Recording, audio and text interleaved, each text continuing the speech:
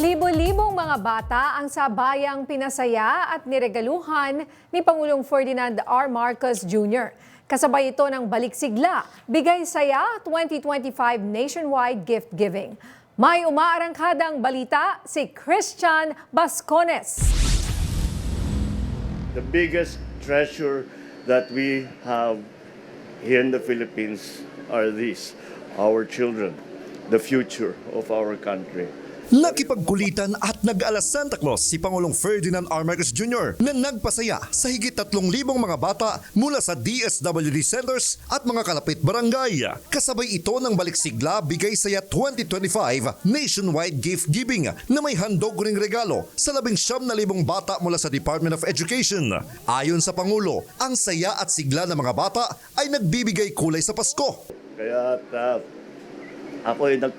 kami ay papasalamat kami na kahit na mabigat ang hinaharap natin ng mga hamon ay kahit papano meron tayong isang counting panahon, lalo na pag Pasko, na kailangan naman natin maalala na ang mga swerte natin sa buhay, ang mga binayaya natin nung nakaraang taon. Kahit anuman ang pagdaanan, tiwala ang administrasyon na malalagpasan ito ng mga Pilipino.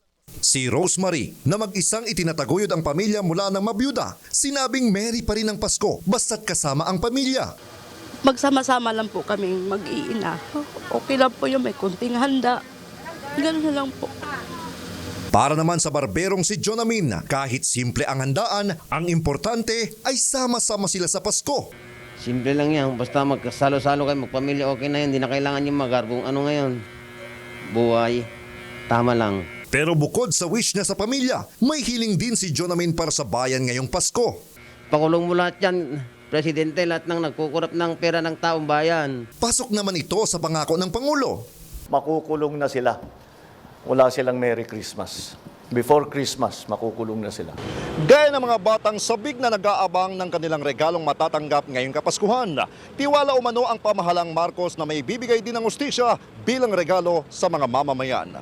Ako si Christian Bascones ng PRTV News, nagseserbisyo para sa Pilipino.